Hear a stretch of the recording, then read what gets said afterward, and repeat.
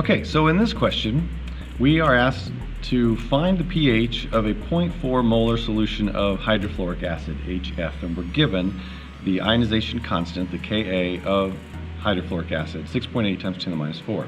And also, again, recognize that this number is underlined because the problem that you are given in number 41 in this problem set will probably give you a different number than 0.4 because it's one of these algorithm-based questions that gives everybody a different number to work with, but the method will be the same.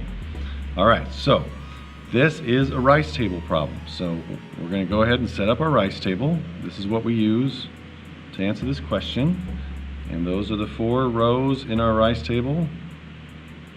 And then we give a column to each compound involved in the reaction. So in this reaction we have hydrofluoric acid, and it's going to react with water in a reversible way to give us the conjugate base, which is fluoride ion, and a hydronium ion, H3O+. Okay? And so each one of those gets a column in the table. All right, and remember that the water is a pure liquid, so we don't need to do anything in the calculation with the water. Now we are told that the initial concentration of the hydrofluoric acid is 0.400 molar.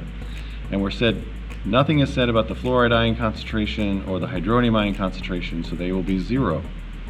Now once again, you can think about back to chapter 14, because this is a reversible reaction, it's an equilibrium process, and I have nothing in terms of product, it's going to shift to the right, and so I'm going to produce X amount of the fluoride and X amount of the hydronium, one of each, because it's a 1-to-1 ratio.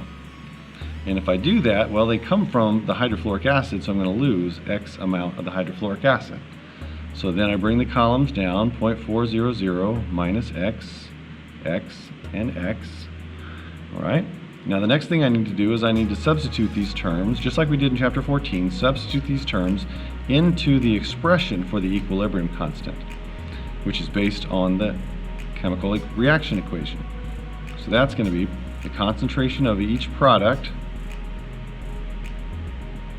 over the concentration of the reactant, but I leave out solids and pure liquids, so I don't put the water in this expression. So now I can substitute in these terms, so that would just be x squared on the top, because that's x, and on the bottom I have 0.400 minus x. Okay? And I know what this is equal to. I'm given the Ka. It's 6.8 times 10 to the minus 4. So that's equal to 6.8 times 10 to the minus 4.